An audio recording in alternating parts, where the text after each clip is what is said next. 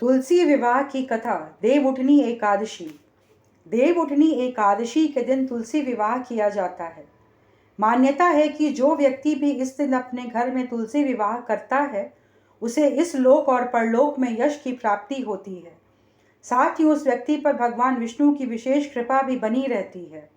देवउठनी एकादशी के दिन तुलसी विवाह की इस कथा का पाठ करने से भी पुण्य की प्राप्ति होती है। भगवान शिव ने एक बार अपने तेज समुद्र में फेंक दिया था, जिससे महातेजस्वी बालक का जन्म हुआ। इस बालक का नाम जालंधर था। जालंधर आगे चलकर एक पराक्रमी दैत्य राजा बना। जालंधर बहुत ही राक्षस प्रवृत्ति का था। उसका विवाह दैत्यराज कालनेमी की कन्या वृंदा से हुआ। एक बार जालंधर ने माता लक्ष्मी को प्राप्त करने की इच्छा से युद्ध किया, लेकिन समुद्र से उत्पन्न होने के कारण माता लक्ष्मी ने जालंधर को अपने भाई के रूप में स्वीकार कर लिया। जालंधर जब पराजित हो गया तो वह वहां से देवी पार्वती को पाने की लालसा से कैलाश पर्वत पर पहुंच गया। इसके बाद जालंधर भगवान शिव का रूप धारण कर माता पार्वती के पास पहुंचा, लेकिन माता पार्वती ने अपने योग बल से उसे तुरंत ही पहचान लिया और वहां से अंतर ध्यान हो गई। वहां जालंधर भगवान शिव के साथ युद्ध करने लगा। देवी पार्वती ने सारा वृत्तांत भगवान विष्णु को सुनाया। जालंधर की पत्नी वृंदा अत्यंत पतिव्रता स्त्री थी। उसी के प्रतिवत धर्म की शक्ति से जालंधर न तो मारा जाता था और न ही पराजित होता था। इसीलिए जालंधर का नाश करने के लिए वृंदा के पतिव्रत को धर्म को भंग करना बहुत आवश्यक था। इसके बाद भगवान विष्णु एक ऋषि का रूप धारण करके वन में पहुंचे।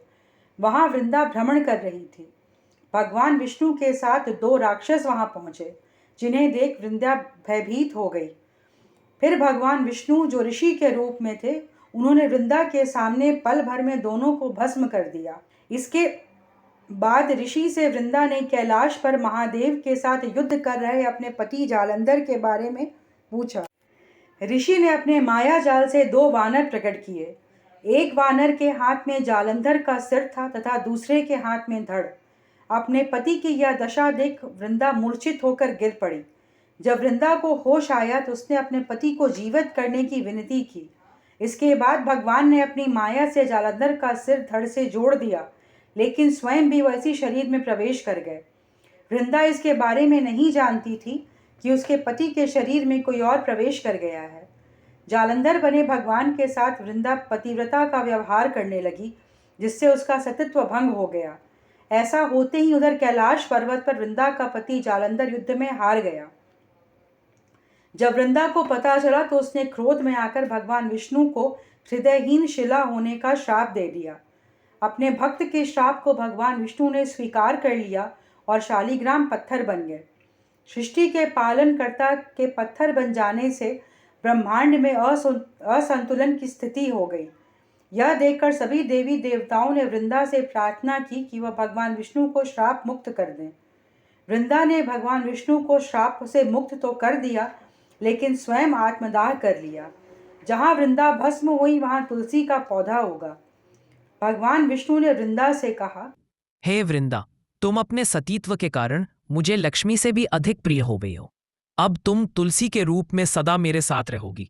तब से हर साल कार्तिक महीने के देव उठावनी एकादशी का दिन तुलसी विवाह के रूप में मनाया जाता है। भगवान विष्णु ने वरदान दिया कि जो मनुष्य भी मेरे शालिग्राम रूप के साथ तुलसी का विवाह करेगा, उसे इस लोक और परलोक में विपुल यश प्राप्त होगा। इसके अलावा तुलसी को वरदान प्राप्त है कि जिस घर में तुलसी रहेंगी वहां यम के दूत भी असमय नहीं जा सकते। मृत्यु के समय जिसके प्राण मंजरी रहित तुलसी और गंगा जल मुख में रखकर निकल जाते हैं, वह पापों से मुक्त होकर वैकुंठ धाम को प्राप्त होता है।